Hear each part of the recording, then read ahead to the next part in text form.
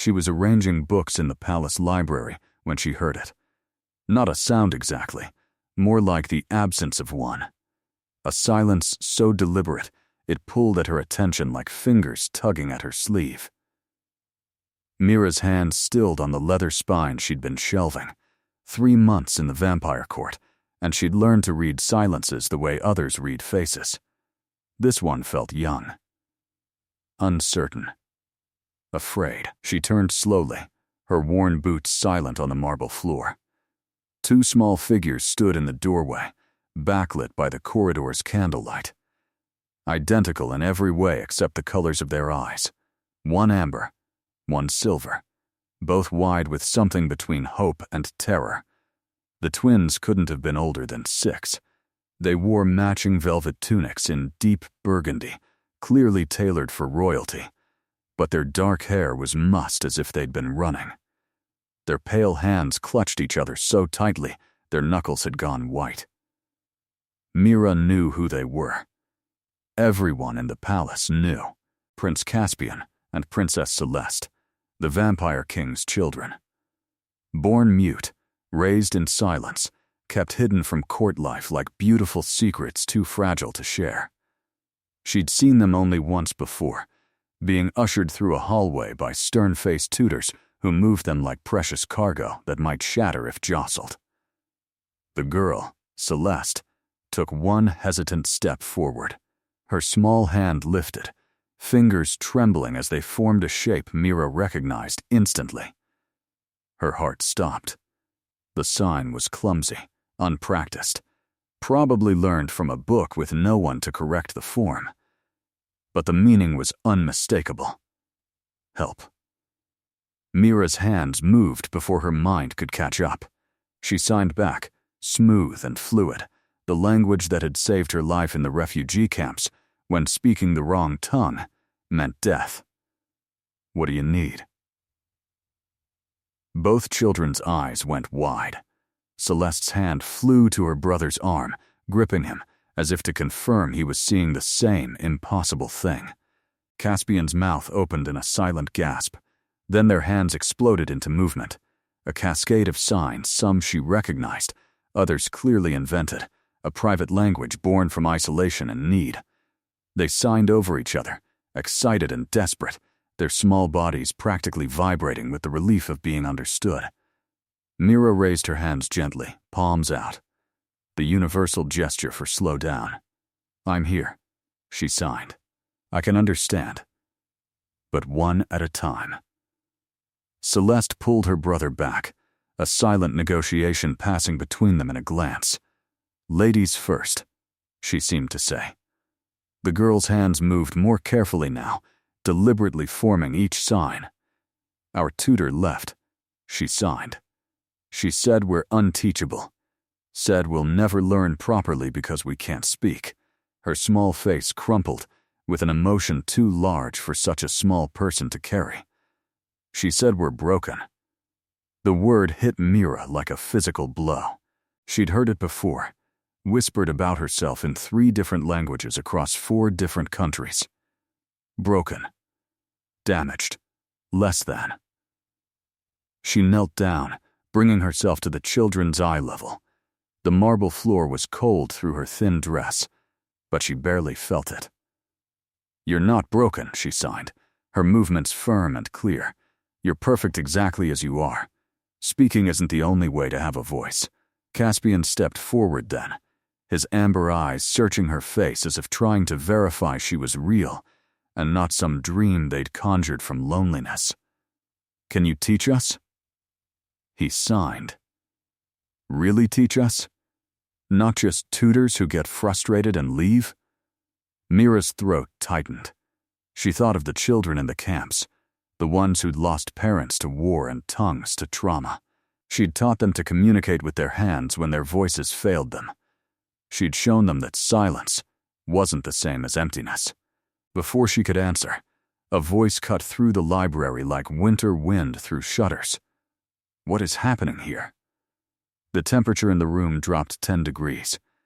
Mira looked up and forgot how to breathe. King Theron stood in the doorway, filling it completely with his presence. He was tall, impossibly tall, with shoulders that seemed carved from the same marble as his palace. His crown sat heavy on dark hair shot through with silver, and his eyes were the color of storm clouds before lightning strikes. He wore black armor even now, in his own home, as if expecting betrayal to come from the very walls. But it wasn't his size or his crown or his armor that made Mira's heart hammer against her ribs. It was his eyes. They were fixed on his children with an expression that looked like hunger and heartbreak tangled together. The twins had gone completely still.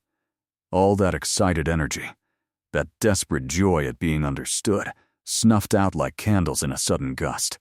They shrank into themselves, their hands falling to their sides. Mira rose to her feet, her legs steady despite the fear climbing her spine.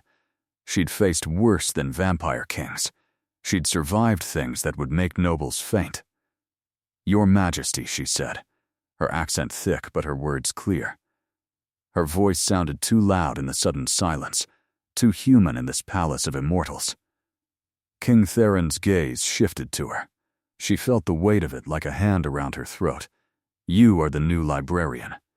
His voice was deep, resonant, carrying the weight of centuries.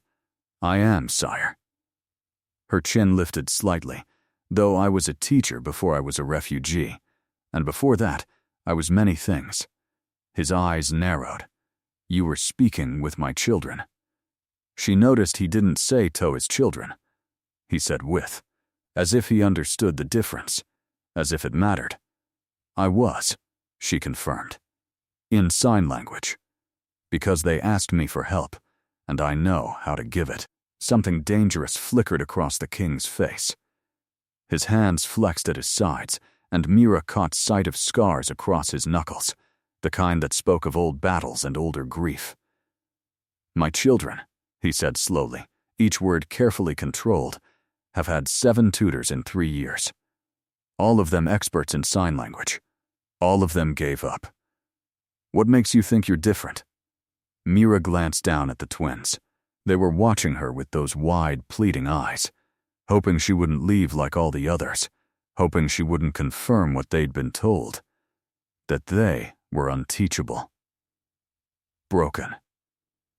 "With respect, Your Majesty," Mira said, meeting the king's stormy gaze without flinching, "I don't think any of those tutors actually spoke with your children. I think they spoke at them. There's a difference." The silence that followed could have shattered glass. Then, without warning, King Theron's expression shifted, not to anger, as she'd expected, but to something that looked almost like pain. "Prove it," he said quietly. Mira turned back to the children. Celeste and Caspian were staring at her as if she'd just declared war on the moon. Their small faces held equal parts terror and desperate hope. "What would you like to learn today?" Mira sighed, her movements smooth and natural. "If you could learn anything in the world, what would it be?" The twins looked at each other, then at their father, then back at Mira. Slowly, carefully, Celeste's hands began to move. "I want to learn the sign for dragon," she formed the words with painstaking precision. "Because I saw one in a book, and it was beautiful, and scary at the same time, and I want to tell my brother about it, but I don't know how." Mira's heart squeezed. She signed the word, her hands forming the shape of wings and scales and fire. The girl's face lit up like sunrise. She immediately turned to Caspian, her hands flying through the sign she'd just learned, adding her own embellishments, making the dragon dance through the air between them. The boy grinned, then signed back to Mira. "Can you teach us the sign for music? Because Father plays the violin sometimes at night, when he thinks we're sleeping, and it's the most beautiful sound we can feel even though we can't hear it, and we want to tell him we feel it." Mira had to look away for a moment. When she looked back, she signed the word, her hands moving like notes floating through air. The king made a sound, sharp and cut off, as if he'd bitten down on something tender. Mira risked a glance at him. His face had gone carefully blank, but his hands were clenched into fists. How did you get them to respond? His voice was rough, stripped of royal authority. Every tutor has tried. They barely sign 10 words in a full day's lesson. They give me 10 words because those tutors never asked what the children wanted to learn, Mira replied gently. They taught vocabulary lists, proper grammar, structured lessons. All important, eventually. But first, you have to make them believe their voice matters, that someone wants to hear it. King Theron stared at her as if she were speaking a language even older than sign. You're hired, he said abruptly. Excuse me? As the children's primary tutor. You'll move into the East Wing tomorrow. Salary to be negotiated. Whatever you require, it's yours. Mira blinked. Your Majesty, I'm a librarian. I'm not qualified to be a royal tutor. I don't even have proper credentials. I have 7 tutors with credentials in my employ, the king said, his voice hard with something that sounded like old wounds. They accomplished nothing. You've been here 5 minutes and my children are smiling. That's qualification enough. But, Mira started. The king raised one hand, silencing her. It wasn't a threatening gesture, but it carried weight nonetheless. Name your price, whatever you want. Money, land, title. I'll give you anything if you can give them what I've failed to provide. A voice. Mira looked at the twins. They were watching her with naked hope, their small hands clutched together again. She thought about the camps, the children who'd learned to communicate through barriers of language and trauma, the ones who'd taught her that broken things could still be beautiful, that different didn't mean lesser. I don't want money, she heard herself say. The king's eyebrows rose. Then what? Mira met his gaze steadily. I want permission to teach them my way. No interference, no prescribed curriculum, no performance expectations. I want them to learn at their own pace, following their own interests, and I want you to learn too. Me? For the first time, uncertainty crossed the king's face. You're their father, Mira said simply. If they're going to find their voice, they need to know someone's listening. Someone who matters. Do you know sign language, Your Majesty? The silence stretched between them like pulled taffy. I know basic signs, he admitted finally. What the tutors taught me. Greetings, commands, proper nouns. It's not enough, Mira said, not unkindly. If you want to truly speak with your children, you need to learn their language, not just words. The nuance, the emotion, the poetry of it. King Theron's jaw tightened. You presume much for a refugee librarian. I presume nothing, Mira replied. I simply know that children can tell the difference between parents who learn their language because they have to, and parents who learn it because they want to understand. The twins want to be understood. By you. The king looked at his children, really looked at them, perhaps for the first time in a way that wasn't filtered through tutors and distance and the weight of his own helplessness. Celeste signed something small and quick to her brother. Caspian nodded, then both of them turned to their father. Together their small hands moved in perfect synchronization. We want Mira to stay, they signed. Please, Father. Please let her teach us. King Theron's expression cracked. Just for a moment, just long enough for Mira to see the raw grief underneath the royal mask. When he spoke, his voice was barely above a whisper. I've been trying to reach them for 6 years, since the day I realized they would never speak. Every tutor promised they could build a bridge between us. Every one failed. Why should you be different? Because I'm not trying to build a bridge, Mira said softly. I'm trying to teach you all to swim in the same water. The king stared at her for a long moment.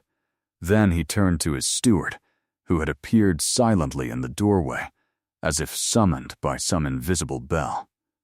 Prepare chambers in the East Wing for Miss. He paused, realizing he didn't know her full name. Thorne, Mira supplied. Mira Thorne. For Miss Thorne, the king continued, she is to have access to the children at all hours. Her word on their education is final. And clear my schedule tomorrow evening. I'll be attending her first lesson. He swept from the room without another word, his black cloak billowing behind him like storm clouds. The twins immediately ran to Mira, their small hands tugging at her dress. Will you really stay? Celeste sighed. Even though father is scary? Mira knelt down again, gathering both children close. Your father isn't scary, she signed back with a gentle smile. He's afraid. There's a difference. What's he afraid of? Caspian asked, his amber eyes wide. Losing you, Mira sighed, not being able to reach you, not knowing if you know how much he loves you. That's terrifying for any parent. But he's the king, Celeste protested. Kings aren't afraid of anything. Mira tucked a strand of dark hair behind the girl's ear. Everyone is afraid of something, she sighed, especially parents who love their children very much. That night, Mira sat in her new chambers, surrounded by furniture far too grand for a woman who'd spent the last 2 years sleeping on the floors of refugee shelters. The bed was large enough for 5 people. The windows overlooked gardens that seemed to go on forever, punctuated by marble fountains and flowering trees she couldn't name. There was a writing desk made of dark wood that probably cost more than her entire village had been worth. She thought about home, about the small schoolhouse where she'd taught before the war came, about her students, scattered now to the winds or buried beneath them, about the language she'd learned in the camps, born from necessity and survival, passed between broken people who'd lost everything but their need to be understood. A knock at her door pulled her from her thoughts. Come in, she called. King Theron entered, and the room seemed to shrink around him. He'd removed his armor, dressed now in a simple black shirt and trousers that somehow made him seem more dangerous, not less. Without the crown and regalia, he was just a man. A very large, very tired man, carrying the weight of kingdoms and failures. I wanted to clarify the terms of your employment, he said formally. Mira gestured to one of the chairs by the fireplace. The king hesitated, as if unaccustomed to being invited to sit in his own palace, then settled into the chair with the careful control of someone who'd learned to move gently in a world built for smaller things. You don't need to negotiate, Mira said. I'll teach your children. That's enough. It's not about negotiation, the king replied. His hands rested on the arms of the chair, those scarred knuckles catching the firelight. It's about understanding what you're taking on. My children are. He paused, searching for words. They're brilliant, creative, loving. But they've been hurt by people who were supposed to help them. Tutors who called them slow. Nobles who whispered that the royal line had produced defective heirs. Physicians who suggested we, his voice hardened, explore cures that would have broken them in different ways. Mira felt anger kindle in her chest. Who suggested that? The king's smile was sharp as broken glass. They're no longer in my employ, or in possession of their titles, or their estates. Some suggestions, he said quietly, carry consequences. Good, Mira said firmly. The king's eyebrows rose slightly, as if he hadn't expected that response. You're not afraid of me. Should I be? You're a refugee with no family, no protection, no standing in this court. I could have you removed with a word. You could, Mira agreed. But you won't. Because I'm the first person in 3 years who got your children to smile, and you'd burn this palace to the ground before you let them stop smiling. Something flickered in King Theron's storm-gray eyes, something that might have been respect. You're either very brave or very foolish. Mira shrugged. I survived a war that killed everyone I loved. I crossed 3 borders with nothing but the clothes on my back and the knowledge in my head. I taught children to communicate in the dark because speaking meant death. Your crown doesn't frighten me, Your Majesty. What you can do for your children, that matters. But you, yourself? You're just a father who's afraid of failing. The silence that followed was different from before, heavier, more honest. Tell me how to reach them, the king said finally, and there was no royal command in his voice. Just a plea. I don't know how to be what they need. Mira leaned forward. When did you last play with them? Just played. No tutors, no lessons, no expectations. The king stared at her. They're royalty. There are protocols. Educational requirements. They're 6 years old, Mira countered. They're children who need their father to get down on the floor and be silly with them. When did you last do that? Never, he admitted. It seemed inappropriate. For a king. Then that's where we start, Mira said. Tomorrow you'll attend our lesson, but you won't be King Theron, you'll just be father, and you'll follow their lead, not the other way around. I don't know how to do that. Then you'll learn, Mira said gently. The same way they're learning, by trying, failing, and trying again, by being patient with yourself, by remembering that love is more important than perfection. The king was quiet for a long moment, staring into the fire. When was the last time you played? He asked softly. Mira blinked at the unexpected question. What? You speak of childhood and play as if they're essential, but you've survived things that would break most people. When did you last allow yourself to be anything but a survivor? The question landed like an arrow in soft ground. Mira opened her mouth, then closed it. She couldn't remember. Before the war, certainly. Before her village burned, before she learned that safety was an illusion, and home was just a word for something you used to have. Exactly, the king said, and his voice was surprisingly gentle. We're both very good at surviving, Miss Thorne. But perhaps these children can teach us something more important. How to live. He stood, unfolding to his full height. The lesson tomorrow.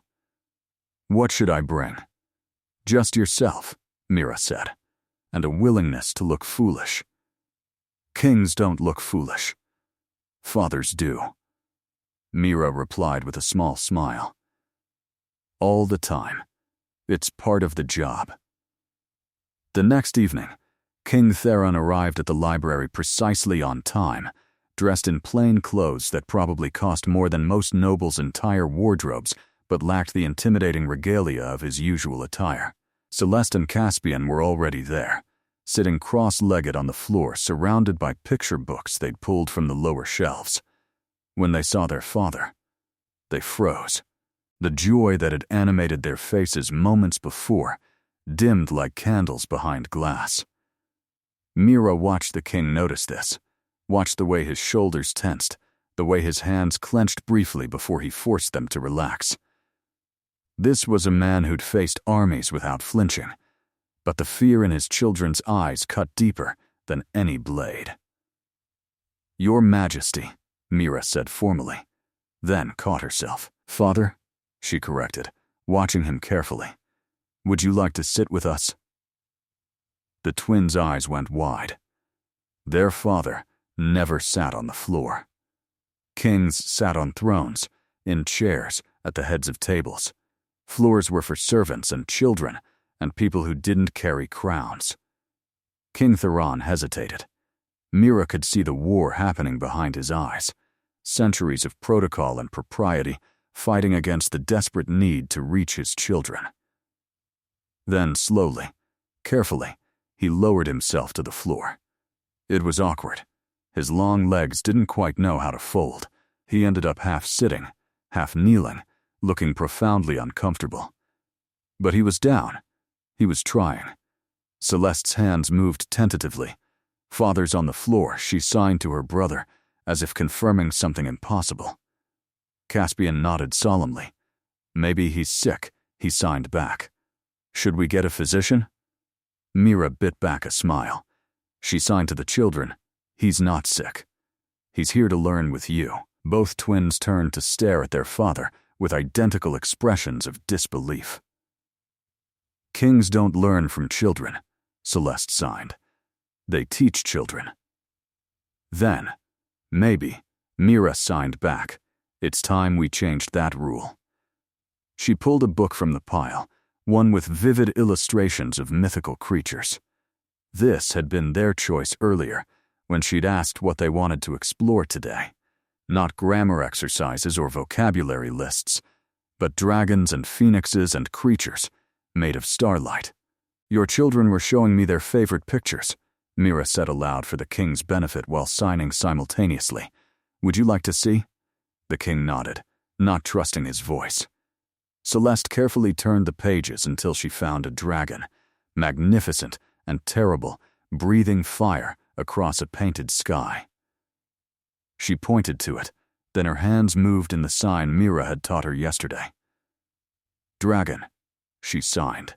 This one is red like rubies, like the stones in Father's crown. Mira signed the king's words back to him, narrating. His expression softened. He reached out hesitantly, as if to touch the page, and his hand brushed against Celeste's small fingers. The girl didn't pull away. It's beautiful, the king said quietly. Mira waited, then prompted gently. Tell her in her language. The king's hands lifted, movements stiff and unpracticed.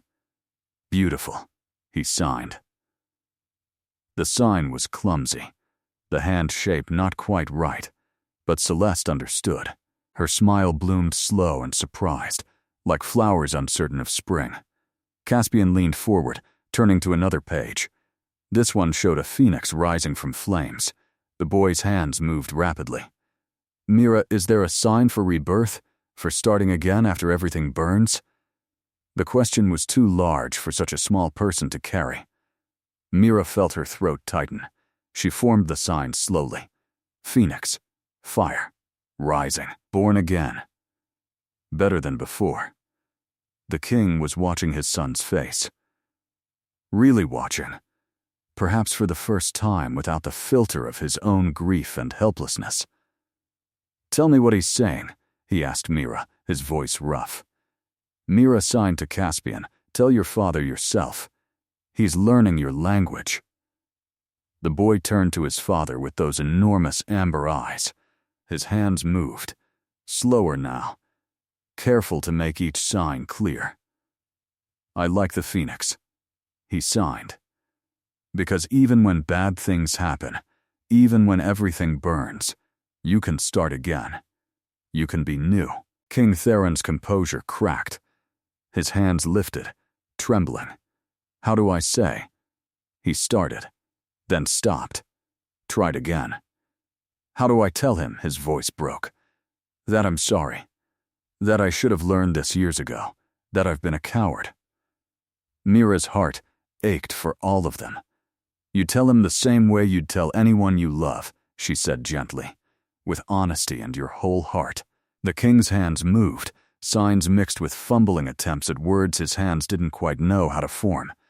I'm sorry, he signed. The sign was clear, one of the basic ones he'd learned from previous tutors. Then he spelled out words he didn't have signs for yet, finger-spelling each letter. P-R-O-U-D.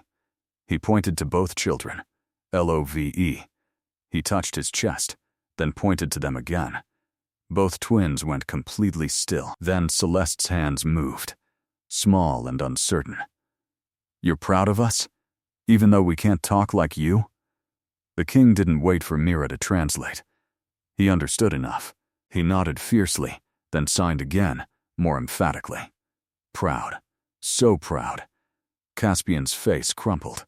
He launched himself at his father, small arms wrapping around the king's neck. Celeste followed a heartbeat later. King Theron caught them both, pulling them close with a desperation that spoke of years of distance, of missed embraces, of love unexpressed because he hadn't known how to bridge the silence between them.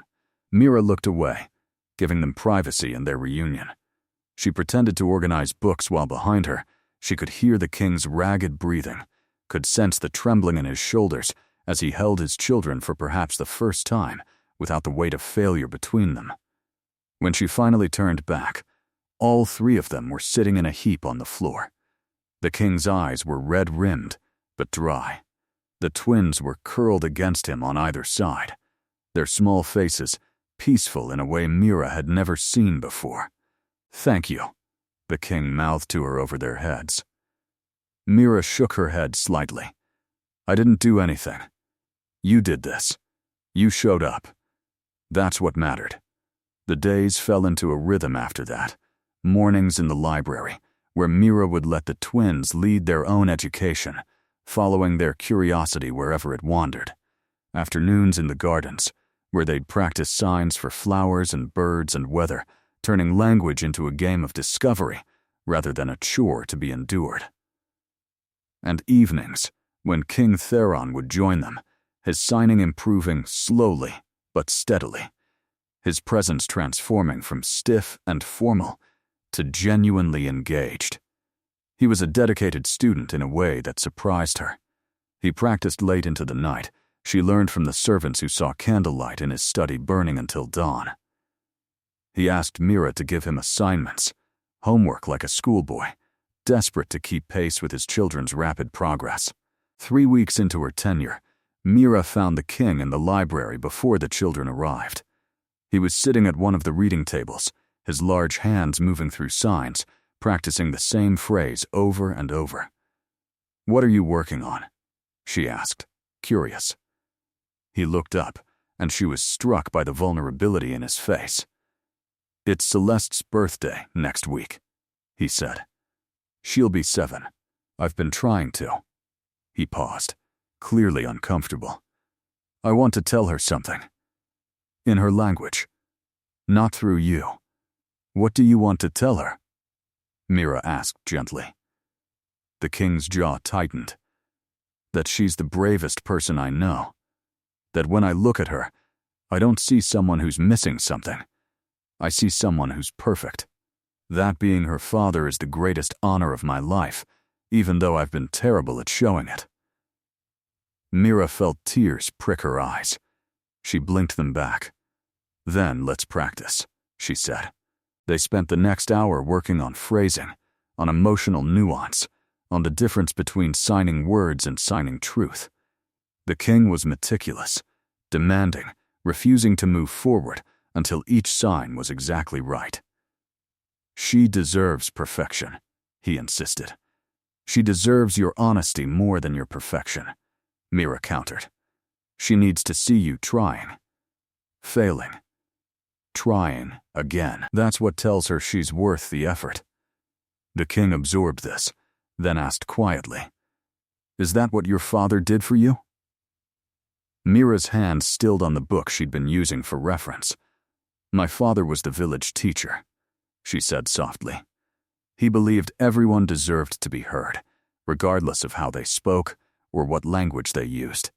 When refugees came through our village, he learned enough of their languages to welcome them. He taught me that communication is an act of love." Past tense, the king noted gently. Mira nodded. He died defending the schoolhouse. He believed knowledge was sacred, worth dying for. She looked up, meeting the king's eyes. "He would have liked your children, would have seen what I see in them." "What's that?" "Proof that different voices make the world richer, not poorer." King Theron was quiet for a long moment. "Your father sounds like a remarkable man." "He was," Mira agreed. "And you're like him," the king said. "More than you probably realize." Mira felt heat rise in her cheeks. She looked away, uncomfortable with the intensity of his gaze.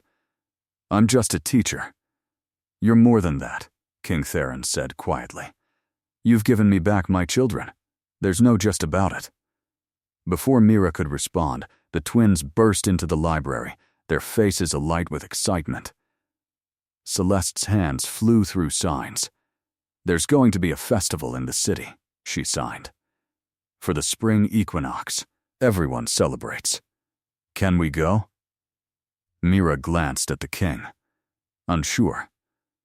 Royal children attending public festivals was likely complicated by security, protocol, politics, but the king surprised her. He looked at his daughter, and his hands moved clearly. "Of course we can go," he signed. "If that's what you want." "Really?"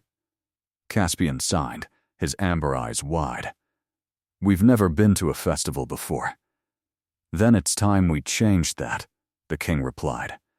His hands formed the signs with growing confidence. "We'll all go together." As a family, the twins exploded into delighted movement, spinning and dancing around the library in their silent celebration. Mira watched the king watch them and saw something in his face she hadn't seen before. Not just love. Joy. That evening, after the children had gone to bed, the king asked Mira to walk with him in the gardens. The night was clear. Stars scattered across the sky like diamonds on velvet.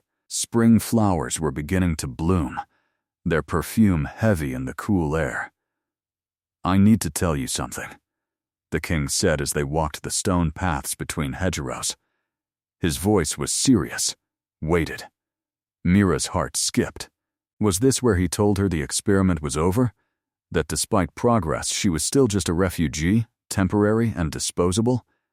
"I'm listening," she said carefully. The king stopped walking, turned to face her fully. In the moonlight, his features were softer, less carved from marble and more human.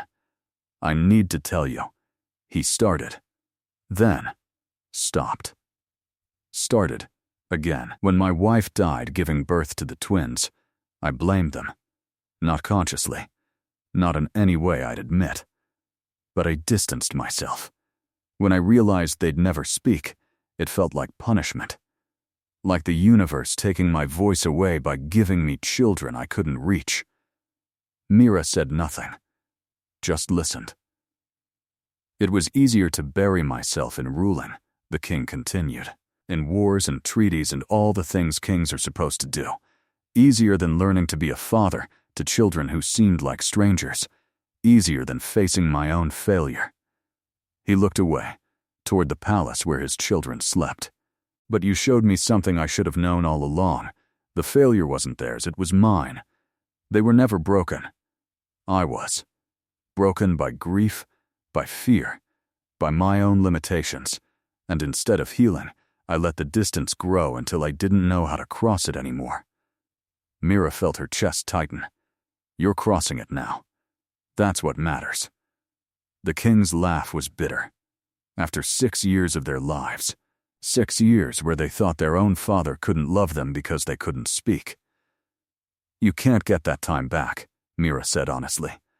"But you can make sure the next 6 years are different. And the 6 after that.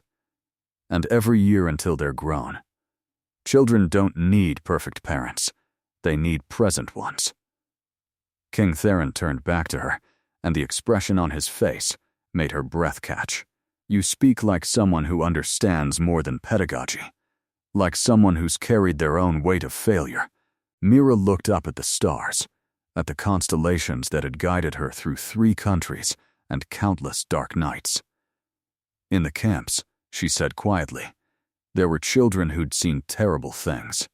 Things that stole their voices, their ability to trust, their hope. I tried to reach all of them. But I couldn't save everyone. Some were too broken by what they'd survived. Some died before I could teach them enough to communicate their pain. I carry their names like stones." She swallowed hard. "So yes, I understand failure. I understand the weight of it." The king was quiet for a moment. Then his hand lifted, hesitant, and his fingers brushed against hers. The touch was gentle, questioning. Not demanding, but offering. "How many?" he asked softly. "How many children did you lose?" Mira's voice was barely a whisper. 23. I remember every face, every name, every word they taught me before they were gone. King Theron's hand closed around hers fully now, warm and solid and grounding, and yet you still teach. Still try to save the ones you can. "What else would I do?" Mira asked, looking at him finally. "Stop trying because I failed before? Let their deaths mean nothing?" "Those children taught me that every voice matters, every attempt to connect is sacred. I owe it to them to keep believing that. You're extraordinary, the king said, and there was something in his voice that made heat bloom in Mira's chest. You don't see it, but you are. You take your pain and turn it into purpose. You take broken things and show them they were never broken at all. Just different, just valuable in ways the world forgot to measure. I'm just a teacher, Mira protested weakly. You're a force of nature wrapped in a teacher's clothes. King Theron countered. You're brilliant and fierce, and you make me want to be better than I am. You make me believe I can be. They stood there in the garden, hands joined, the night wrapped around them like a secret. Mira knew she should step back, re-establish professional boundaries, remember the vast gulf between a king and a refugee. But his hand was warm, and his eyes were soft, and for the first time since the war, she felt like maybe she could let someone else carry some of the weight she'd been holding alone. I'm afraid, she admitted. Of what? Of failing your children. Of not being enough. She paused, meeting his eyes. Of this. Whatever this is between us. I'm afraid too, the king said simply. I'm afraid of losing this. Losing you. Afraid that one day you'll realize you could do so much more than teach 2 children in a palace. That the world needs you, and I'm keeping you selfishly close. Then we're both fools, Mira said with a small smile, standing in a garden, terrified of things that haven't happened yet. Perhaps, the king agreed. But perhaps that's what bravery is. Being afraid, and trying anyway. He lifted his other hand, cupping her face with a gentleness that seemed impossible from someone so large, so powerful. May I kiss you? He asked. Not as a king, just as a man who's falling in love with someone impossibly brave and impossibly kind. Mira's heart hammered. She should say no, should maintain boundaries, should remember she was an employee, a refugee, someone with no power in this dynamic. But she looked into his storm-gray eyes and saw not a king, but a father learning to love his children better. A man trying to heal his own brokenness, a soul as scarred and hopeful as her own. Yes, she whispered. The kiss was soft, tentative, a question and an answer all at once. When they pulled apart, both were breathing harder, both trembling slightly. This is complicated, Mira said. Very, the king agreed. His thumb traced her cheekbone. We should probably be practical. Probably. Neither of them moved. The king's smile was slow and genuine. Tomorrow is Celeste's birthday. Tomorrow, Mira agreed, stepping back reluctantly. You'll sign to your daughter and make her feel seen. That's what matters. Everything else can wait. But as she walked back to her chambers, she felt his eyes following her. And she knew that everything else wouldn't wait forever. That whatever had started between them in a library, over sign language and shared fears, was growing into something that would eventually demand attention. 3 days later, Celeste's birthday dawned bright and clear. The twins woke early, racing through the palace halls in their excitement. Mira had worked with the palace staff to arrange something special. Not a grand ball or formal ceremony, but something the children had never experienced. A simple party with games and sweets and joy. When Celeste and Caspian entered the private courtyard, they stopped in wonder. Streamers hung from the trees in rainbow colors. Tables groaned under the weight of cakes and pastries. A puppet theater stood in one corner, ready to tell stories in exaggerated gestures they could follow. And in the center of it all, their father waited, dressed not in royal regalia but in simple clothes, a nervous smile on his face. But the real surprise came when the courtyard gates opened, and a group of children filed in, led by their parents. Celeste's hands flew to her mouth. Caspian grabbed his sister's arm. The children were deaf. 10 of them, ranging from 5 to 12, from the city's schools and orphanages. They'd been learning sign language for months in programs Mira hadn't known existed, programs the king had quietly funded after the twins were born, even when he couldn't reach his own children. A kingdom's worth of hope, invested in voices the world had tried to silence. King Theron knelt down before his daughter, and his hands moved with careful precision. "Happy birthday, my brave one," he signed.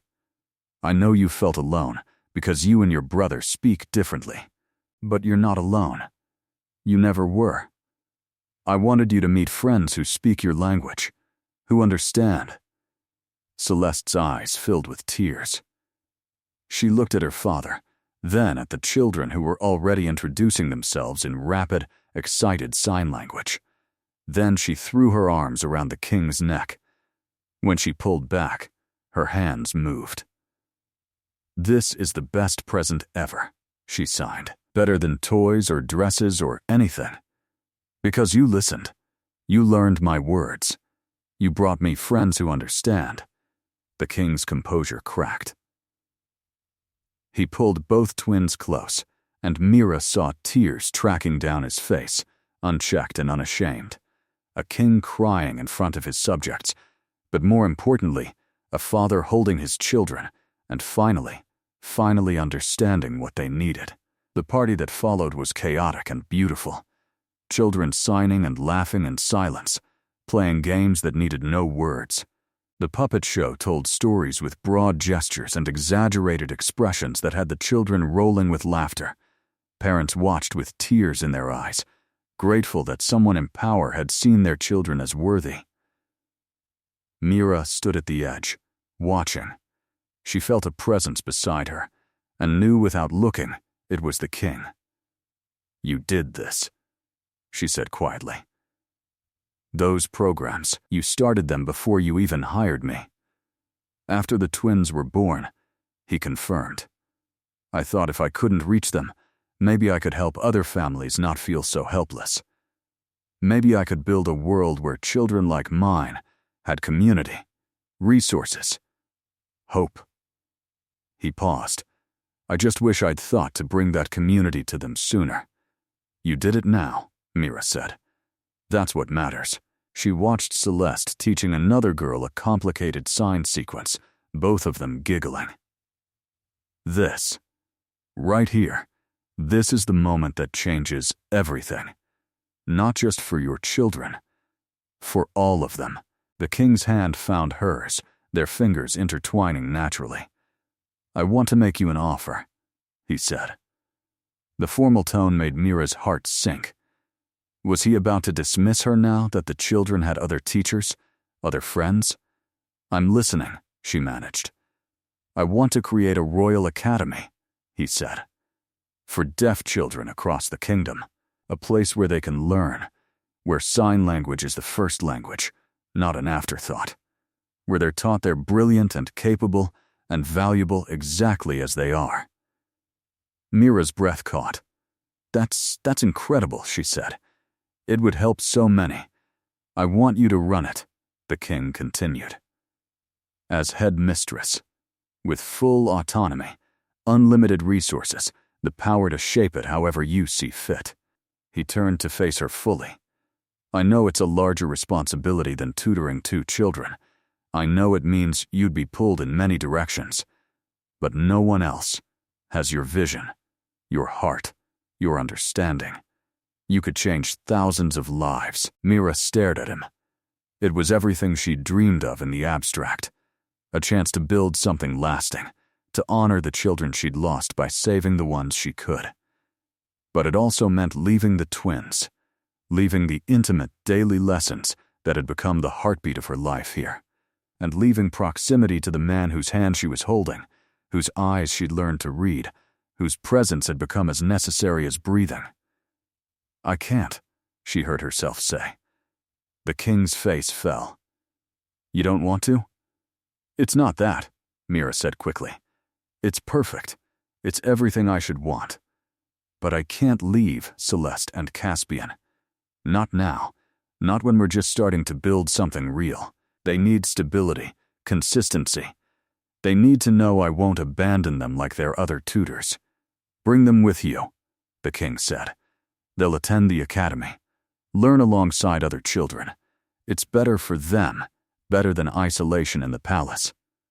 But you, Mira started. The king smiled, sad and understanding. You're worried about me, about us. Mira looked away, heat flooding her cheeks. Is it that obvious? To everyone but you, apparently, the king said gently. The servants gossip, the nobles speculate. My steward asked if he should begin preparing a royal wedding announcement. Mira's eyes went wide. We've only kissed once. I know, the king said, but I'm a widower with 2 children approaching 40, and you're the first person who's made me feel alive in 6 years. Rumors were inevitable. Does it bother you? The rumors? No, Mira admitted. The impossibility of it bothers me. I'm a refugee, Your Majesty. I have no family, no name, no standing. Your nobles already hate that you hired me to teach the royal children. If we, she couldn't finish. They'll revolt, she finally said. They'll say you're unfit to rule if you choose someone so beneath your station. King Theron's expression hardened. Let them try. I've built this kingdom through war and diplomacy. I've earned the right to choose my own happiness, and if they don't like it, he paused, his voice dropping to something dangerous, they can take it up with my council, which I control, or my army, which is loyal to me, or they can simply accept that their king has made a choice and their opinions are irrelevant. That's not how ruling works, Mira protested. You need their support. I need my children to be happy, the king countered. I need to wake up in the morning with something to look forward to beyond treaties and tax revenues. I need, he stepped closer, to be with someone who sees me as more than a crown, who challenges me, teaches me, makes me want to be better. Someone like you. Mira's heart hammered. This is madness. Perhaps, the king agreed, but I've been sane and miserable for years. I'd rather be mad and happy. What do you say, Mira Thorne? Will you run my academy? Will you let me court you properly, with the full scrutiny and ridiculousness that comes with courting a king? Will you let me try to earn your trust, your respect, maybe eventually your love? I already love you, Mira blurted, then clapped her hand over her mouth. The king's smile could have lit the entire kingdom. Say that again. I love you, Mira repeated, lowering her hand. I love how you fought to reach your children. I love how you practice signs until your hands ache. I love your terrible jokes that the twins think are hilarious. I love how you look at them like they hung the stars. I love, she paused, meeting his eyes, how you make me believe broken things can be beautiful. Then, marry me, the king said. Not now. Not tomorrow. But someday. When you're ready. When the academy is built and thriving. When my children know you're permanent. When the kingdom understands that you're not some temporary madness, but the best decision I've ever made. Marry me, and let's build a life where our brokenness makes us stronger together. You're impossible, Mira said, but she was smiling. I'm determined, the king corrected. There's a difference. Across the courtyard, Celeste was watching them. Her hands moved, signing to her brother. I think father likes Mira. Caspian grinned. Good. Mira makes him smile. Maybe if they get married, she'll stay forever. Would you like that? Celeste asked. If Mira stayed? Caspian nodded emphatically. Then we'll make sure father doesn't mess it up, Celeste decided with all the authority of a 7-year-old. They resumed playing, but both kept one eye on the adults, ready to intervene if needed. King Theron noticed. Your children are plotting, he murmured to Mira. Let them plot, Mira replied. It means they feel secure enough to think about the future. That's healthy. The rest of the party passed in a blur of joy. The twins made friends, the parents made connections, and Mira began to see the shape of what the academy could be. A place of belonging, of celebration, of voices finally heard. That night, after the guests had left and the twins were asleep, Mira sat with the king in his private study. Maps were spread across his desk, showing locations for the proposed academy. Budgets, architectural plans, staffing proposals, all laid out with meticulous care. He'd been planning this for months, she realized, since before he'd even met her. "You knew," she said. "You knew you'd need someone to run this eventually." "I hoped," the king corrected. "I built the framework. But frameworks are nothing without the right person to give them life." He looked at her seriously. "I meant what I said. Full autonomy. Whatever you need. Teachers, resources, curriculum. You'll have final say. I'll support you publicly, fund you generously, and defend you politically, but the academy will be yours." Mira studied the plans. Her mind was already racing with possibilities. Dormitories for children from distant villages, libraries filled with books in sign language, theaters for visual storytelling, gardens where silence was celebrated, not pitied. "What about children who aren't deaf but struggle with traditional education?" she asked. "The ones who think differently, learn differently. Can they come too?" The king smiled. "The academy serves any child who's been told they're broken when they're simply different. That's the mission. Design it however you see fit." Mira felt tears prick her eyes. "This is everything I've ever wanted." "Then say yes," the king said gently. "Yes to the academy. Yes to staying. Yes to," he paused, "to seeing where this leads." "All of it." Mira looked at him. Really looked at the scars on his hands, and the silver in his hair, and the hope in his eyes. At the man who'd learned an entire language to reach his children, who'd funded programs for strangers' children while struggling with his own, who'd looked at a refugee librarian and seen not someone beneath him, but someone extraordinary. "Yes," she said, "to all of it." The kiss that followed was different from their first, not tentative but certain, not questioning but answering. A promise sealed in touch and breath and shared heartbeat. When they broke apart, both were smiling. "The twins are going to be insufferable when they find out," Mira warned. "They already know," the king said. "They've been matchmaking for weeks, leaving us alone, creating situations where we have to work closely together. Caspian actually asked me yesterday when I was going to kiss you properly so you'd stay forever." Mira laughed. "They're 6 and 7. How are they better at romance than us?" "Because they're not afraid to be obvious about what they want," the king said. "Maybe we should learn from them." "Maybe we should," Mira agreed. Over the next 3 months, the academy took shape. Builders worked from dawn to dusk. Teachers were recruited from across the kingdom and beyond. Mira threw herself into every detail, from the design of the classrooms to the selection of the garden plants. The twins attended planning meetings, offering suggestions with the seriousness of seasoned advisors. Celeste insisted on a room just for art, where children could communicate through color and form. Caspian wanted a library specifically for picture books, because stories shouldn't require words to be understood. And King Theron supported every request, every dream, every ambitious plan Mira proposed. When nobles grumbled about the cost, he reminded them coldly that investing in children was investing in the kingdom's future. When advisors suggested maybe the academy should be for vampire children only, he made it clear that discrimination had no place in his realm. The kingdom began to change around them. Sign language classes appeared in the cities. Businesses hired interpreters. Deaf children who'd been hidden away by ashamed families were brought forward, enrolled in the academy's growing waiting list. It wasn't perfect. There were still those who whispered that the king had gone soft, that coddling the weak would weaken the strong.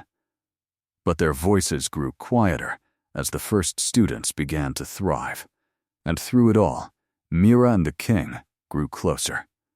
Stolen moments in the library, Late-night strategy sessions that became conversations about everything and nothing. Walks in the garden, where his hand would find hers with increasing familiarity. It was courtship in slow motion, built on shared purpose and genuine respect. The twins watched it all with satisfaction. One evening, Celeste signed to Mira, "When are you going to marry father?" Mira nearly choked on her tea. "What makes you think?" she started.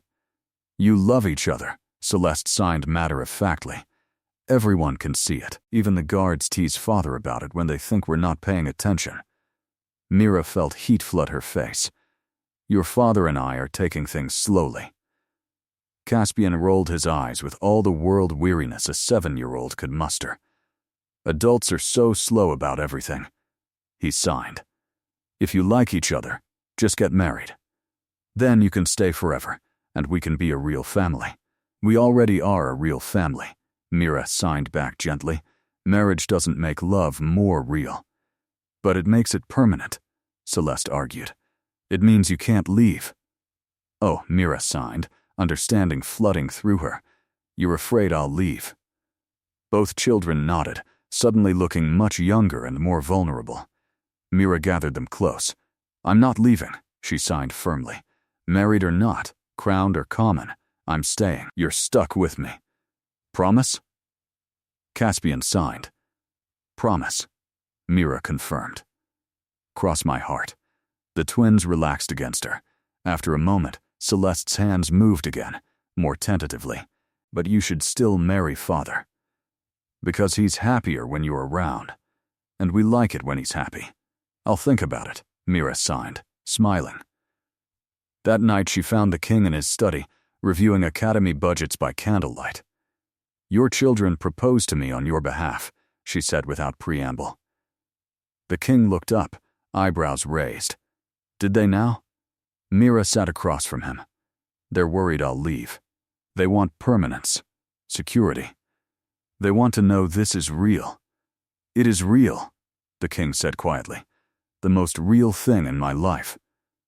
"Then maybe we should make it official," Mira said. The king went very still. "Are you?" He paused, choosing his words carefully. "Are you saying what I think you're saying?" Mira met his eyes. "I'm saying I don't need a long courtship or a perfect political moment. I'm saying I love you. I love your children. I love the life we're building together. I'm saying yes, if the offer still stands." The king was around the desk in 3 strides.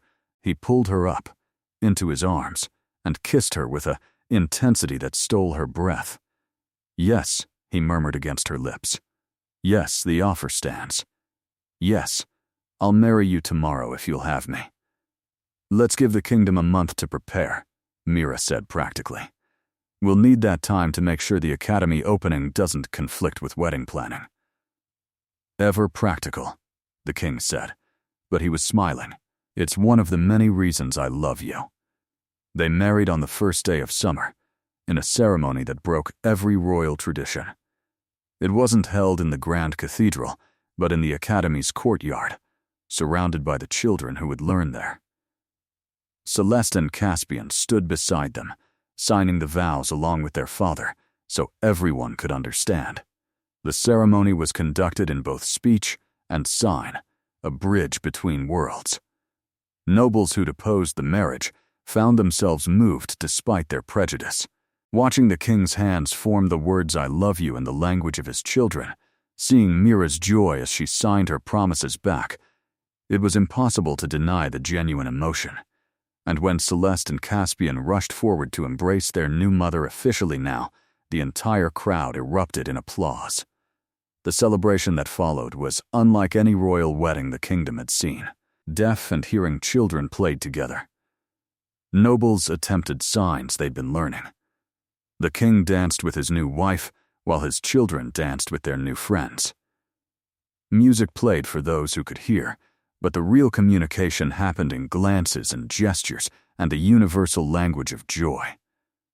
Mira stood at one point, watching it all, feeling overwhelmed by the impossible beauty of it. A year ago, She'd been a refugee with nothing. Now she was a queen, stepmother to 2 extraordinary children, headmistress of an academy that would change lives. How did this happen? She wondered aloud. The king appeared beside her, slipping an arm around her waist. "You happened," he said simply. "You walked into our lives and showed us what we were missing. Showed us that broken things could be beautiful, that different voices made the world richer. You built this, all of this, with your stubborn hope and fierce love." "I just opened a door," Mira protested. "You walked through it." The king kissed her temple. "We walked through it together. And we'll keep walking, building, growing, together."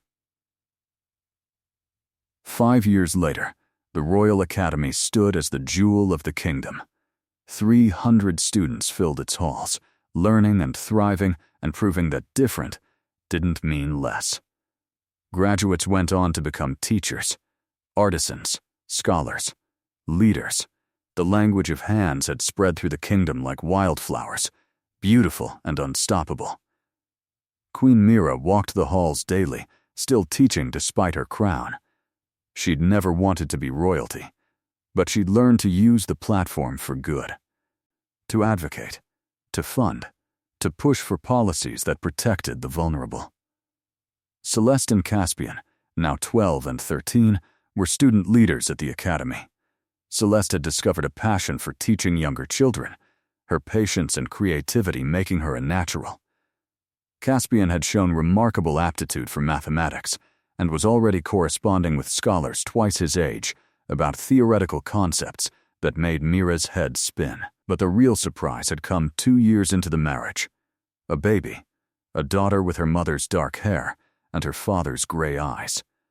Little Aria, born hearing but learning sign language and speech simultaneously. At 3 years old, she was completely fluent in both, switching between them with the ease of a child who'd never known division between worlds. Mira watched her now, in the academy courtyard, playing with a group of deaf children. Aria's hands flew through signs as she organized an elaborate game involving dragons and princesses and probably more rules than any adult could follow. King Theron joined Mira at the window. "Our daughter is terrifying," he observed fondly.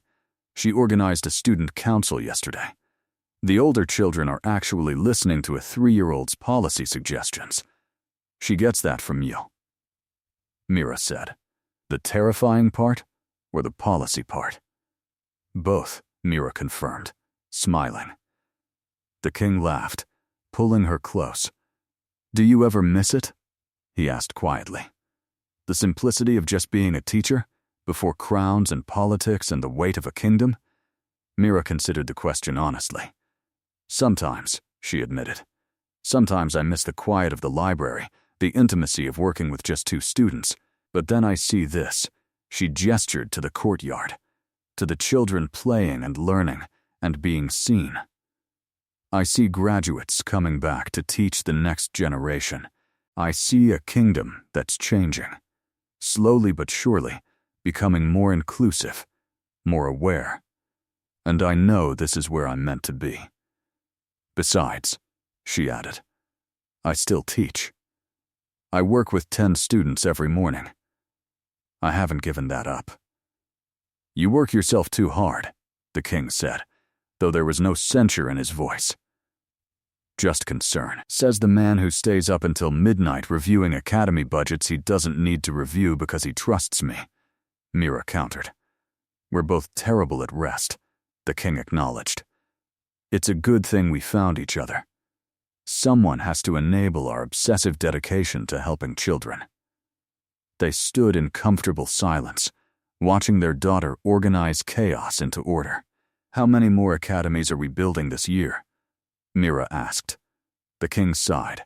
"You said you wanted one in the northern province, and you said the eastern territories were underserved. That's 2 so far. The council approved funding for 3. 3, Mira repeated. "We'll need more teachers. I'll need to expand the training program. And we'll need to address the housing shortage in the north before we can even begin construction. You're already planning, aren't you?" the king asked, amused. Mira's mind was racing. We could partner with the local temples. They have space, existing infrastructure. If we offer to train their priests in sign language, they might be willing to host classes until proper buildings are completed. I'll draft a proposal tonight. After dinner, the king said firmly, after you put Arya to bed and read to the twins and take at least 1 hour for yourself. You're no good to anyone if you collapse from exhaustion. Mira leaned into him. When did you become the voice of reason? When I married someone who would work herself to death if I didn't force her to rest. He replied, it's a full-time job keeping you healthy. Just like it's a full-time job keeping you from turning into a tyrant king who rules by fear instead of love, Mira countered. I keep you soft. You keep me grounded. We're a team. The best team. The king agreed. That evening, the family gathered for dinner in their private chambers. Not the grand dining hall with its formal settings and political maneuvering, but a simple room with a table large enough for 5, and conversation that flowed easily. Arya insisted on sitting between Celeste and Caspian, her current favorite people in the universe. She signed to them about her day, her small hands moving rapidly through descriptions of games and lessons and a butterfly she'd seen in the garden. The twins listened with the patience of older siblings who remembered what it felt like to be small and desperate to be heard. Tell us about your day, Mira signed to Celeste. The girl's hands moved gracefully. I taught the 6-year-olds about metaphors today. We used flowers as examples. How a rose can mean love or beauty or even danger because of thorns. They created poems in sign language. One student made a poem about dandelions being like wishes, small and easily scattered but still capable of growing anywhere. That's beautiful, Mira signed back. Did you preserve it? Record it? Celeste nodded. We're creating an anthology, student poetry in sign language, illustrated by student artists. We want to publish it so other schools can see that deaf children can create literature that's sophisticated and meaningful. The king beamed with pride. My daughter, the publisher. I'm very proud. Caspian cleared his throat politely. Can I share my news? Please, the king signed. I've been corresponding with the university's mathematics department, Caspian signed. They've invited me to audit their advanced number theory class. I'd be the youngest student by 6 years. Mira's heart swelled. That's incredible. Will they provide interpreters? The professor is learning sign language specifically for me, Caspian signed, his hands trembling with excitement. He said he refuses to let communication barriers prevent brilliant minds from advancing. He's requiring all his students to learn basic signs as part of the course. The kingdom really is changing, Mira signed, feeling tears prick her eyes. Because of you, Celeste signed to her parents. Both of you. You showed everyone that different doesn't mean less. Now professors are learning sign language, and children are writing poetry, and no one thinks we're broken anymore. You were never broken, the king signed firmly, and anyone who thought you were was simply blind. After dinner, King Theron found Mira on their private balcony, watching the sun set over the academy grounds. Students were heading to dormitories, their hands still moving in animated conversations, even as darkness fell. Thank you, he said quietly. For what? For all of this. For seeing what my children needed when I was too afraid to look. For building something that will outlast us all. For loving us when we were strangers. For staying when leaving would have been easier. For, he paused, searching for words. For making my life infinitely better than I deserved. You deserved happiness, Mira said, turning to face him. You just needed to believe you were worthy of it. The king pulled her close. We found each other at exactly the right moment, both broken in our own ways, both convinced we were beyond repair. And look at us now. Mira murmured against his chest. Married, parenting 3 children, running an academy, changing a kingdom. Occasionally, even sleeping. Occasionally, the king agreed, though sleep is overrated when there's so much good work to do.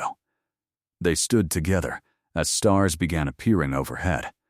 Somewhere in the dormitories, Celeste was reading to younger students. Caspian was solving mathematical proofs that made his tutors weep with joy. Arya was probably negotiating with her nanny about bedtime, using logic that would make a barrister proud. And across the kingdom, in villages and cities, in noble houses and humble cottages, children were learning that their voices mattered. That difference was beautiful. That being seen and heard and understood was a fundamental right, not a privilege granted by the generous. "I love you," Mira signed, pulling back just enough to form the words with her hands. The sign had become their private language, a way to communicate across crowded rooms and silent moments. "I love you," the king signed back. "More than I thought possible. More than I have words for." "Then it's a good thing we speak the language of hands," Mira said, "because some truths are better shown than spoken." They kissed as the last light faded from the sky. 2 people who'd found each other across impossible distances, who'd built a family from broken pieces, who'd proven that love could heal wounds time alone could never touch. Below them, the academy glowed with warm light, the future they'd built together, one careful sign at a time. Tomorrow would bring new challenges, more students to teach, more policies to implement, more hearts to convince that compassion was strength, not weakness. But tonight, they had this moment of peace, this proof that hope was not naive, but necessary.